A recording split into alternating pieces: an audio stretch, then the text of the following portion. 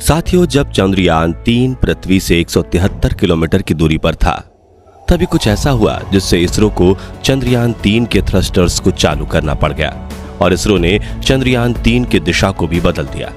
इस घटनाओं के साथ एक बार फिर पूरी दुनिया की निगाहें चंद्रयान 3 की ओर हो गई हैं। लेकिन आखिर ऐसा क्या हुआ था जो इसरो को इतना बड़ा कदम उठाना पड़ गया? आइए इसके बारे में जानते हैं। दरअसल दोस्तों, आपको बता दें कि इसरो का पहले से निश्चित किया हुआ एक काम था जिसे इसरो ने अंजाम दिया था और इसरो के वैज्ञानिकों को पहले से ही इस पूरे घटनाक्रम के बारे में पता था। इसका कारण जानने से पहले आपको अंतरिक्ष से जुड़ी कुछ बातें जाननी होंगी, तभी आप इसरो के ऐसा करने के पीछे का राज समझ पाएंगे।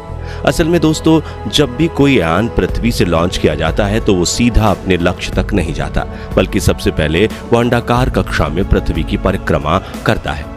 कभी वो पृथ्वी के बहुत नजदीक चला आता है तो कभी बहुत दूर चला जाता है। जब वो पृथ्वी के सबसे नजदीक रहता है तो उस समय पृथ्वी की सतह और उस यान के बीच में जितनी दूरी रहती है उसे पेरिगी कहते हैं, और जब वह पृथ्वी से बहुत दूर होता है तो उस समय पृथ्वी की सतह और उस यान की जितनी दूरी रहती है उसे एपोजी कहा जाता है।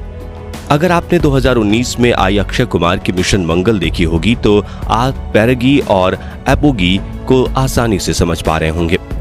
जब आप सोच रहे होंगे कि इन बातों का चंद्रयान 3 से क्या लेना देना, तो हम आपको बता दें कि 14 जुलाई को हुए चंद्रयान 3 के लॉन्च में फैट बॉय यानी कि LVM-3 M4 रॉकेट लॉन्च के करीब 17 मिनट बाद चंद्रयान 3 से अलग हो गया था। इन 17 मिनट में ही फैट बॉय ने चंद्रयान 3 को उसकी निर्धारित कक्षा में पहुंचा दिया था। लेकिन ये कक्षा आखिर थी कौन सी और इसकी पेरिगी और एपोगी क्या थी?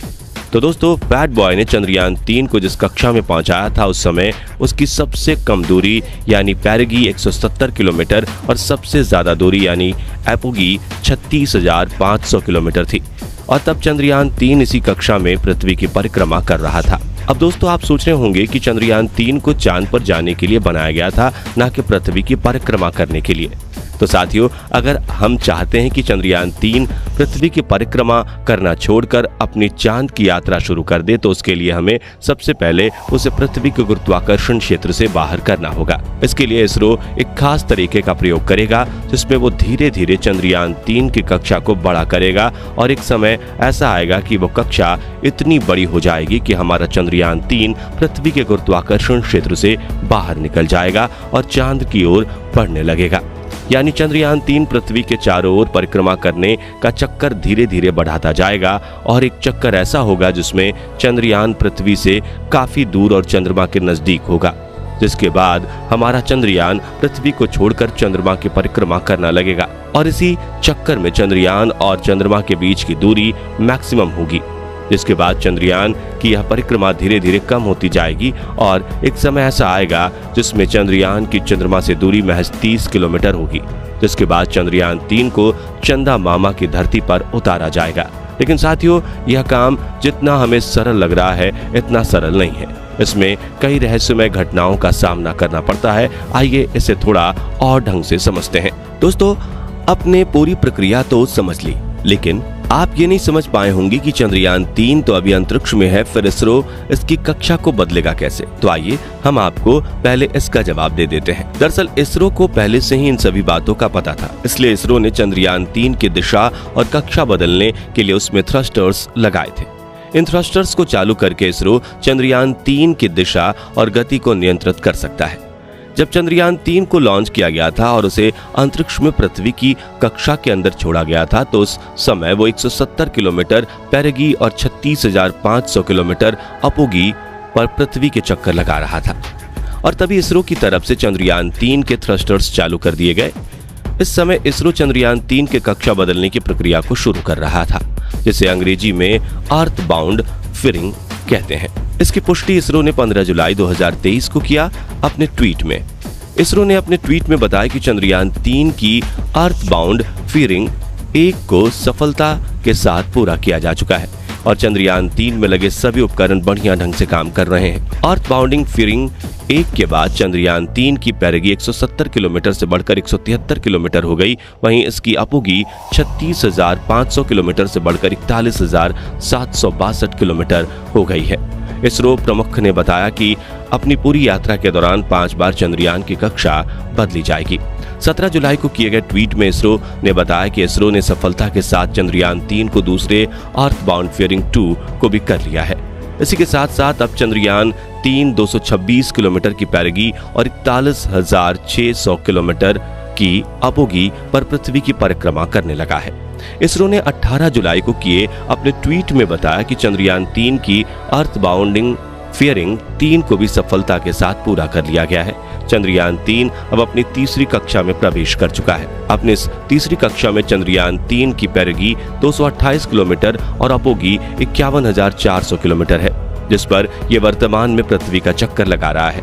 साथ ही इसरो की तरफ से यह भी बता दिया गया कि चंद्रयान 3 को 20 जुलाई दोपहर के 2:03 पर उसकी चौथी कक्षा में भेजा जाएगा। इसरो की तरफ से पूरा ध्यान चंद्रयान 3 की अपोगी को बदलने में लगा हुआ है।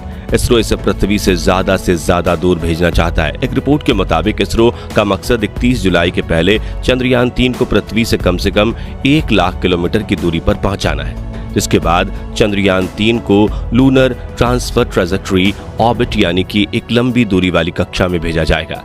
इस लूनर ट्रांसफर ट्रेजेक्टरी ऑर्बिट में चंद्रयान 3 5 दिनों तक यात्रा करेगा और 5 से 6 अगस्त को हमारा चंद्रयान 3 चांद की कक्षा में प्रवेश करने के लिए तैयार हो जाएगा, जहां पर चंद्रयान 3 के प्रपल्सन सिस्टम को चालू किया जाएगा और इसको थ्रस्टर्स की मदद से चांद की कक्षा में भेजा जाएगा। शुरुआत में चंद्रयान 3 चांद की परिक्रमा को 100 × 100 किलोमीटर वाली गोल कक्षा से शुरू करेगा। फिर जैसे जैसे समय आगे बढ़ेगा इसरो के द्वारा इसकी दूरी को घटाया जाएगा। 17 अगस्त को पेलोड, लैंडर और रोवर मॉड्यूल से अलग हो जाएंगे और उसके बाद लैंडर और रोवर को चांद की अंडाकार कक्षा में लाया जाएगा, जिसकी अधिकतम दूरी 100 किलोमीटर और न्यूनतम दूरी 30 किलोमीटर होगी। इस कक्षा में आने के बाद हमारा पहला काम चंद्रयान 3 की गति को कम करना होगा। इसके लिए चंद्रयान 3 में लगे हुए थ्रस्टर्स को इसकी गति के उल्टी दिशा में चलाया जाएगा और 23 अगस्त को वो दिन आएगा जब हमारे भारत का ये यान चांद की सतह पर सॉफ्ट लैंडिंग करेगा। वैज्ञानिकों ने किसी भी समस्या से बचने के लिए कई अलग रास्ते की भी खोज की है। लैंडर और रोवर को पहले ही से कहीं ज्यादा मजबूत बनाया गया है, जिससे चंद्रयान 2 जैसी किसी भी गलती से बचा जा सके। साथियों, चंद्रयान 3 इसरो के मून प्रोग्राम का तीसरा मिशन है, जिसे चांद पर सॉफ्ट लैंडिंग करने के लिए और चांद के ध्रुव पर शोध करने के लिए लॉन्च किया गया है। साथियों, अब हम सब भारतवासियों की बेसब्री के इंतजार के बाद चंद्रयान 3 को 14 जुलाई 2023 के दिन दोपहर 2:35 पर सतीश धवन स्पेस सेंटर श्रीहरिकोटा से लॉन्च किया गया था, जिसमें मिशन पेलोड में एक लैंडर और एक रोवर भेजा गया। लैंडर का नाम विक्रम है, वहीं रोवर का नाम प्रज्ञान है। लैंडर का मुख्य काम चांद की सतह पर सॉफ्ट लैंडिंग करना है, जिसके बाद रोवर बाहर निकलेगा और चंद्रमा की धरती पर रिसर्च करेगा। साथियों, रोवर को चांद की सतह पर कई वैज्ञानिक प्रयोग और शोध करने के लिए विशेष रूप से बनाया गया है।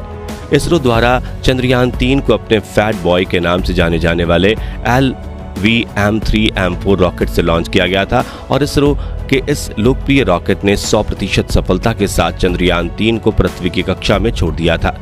तो दोस्तों, ये थी चंद्रयान 3 मिशन से जुड़ी कुछ महत्वपूर्ण बातें और जानकारियां, जिन्हें आपको और हम सब भारतीयों को जानना जरूरी है। अगर आप भी चांद पर चंद्रयान 3 की सॉफ्ट लैंडिंग करवाना चाहते हैं तो वीडियो को लाइक करें और चैनल को सब्सक्राइब करें। बाकी आज के लिए बस इतना ही। जल्दी ही मिलते हैं ऐसी ही एक और इंटरेस्टिंग वीडियो के साथ।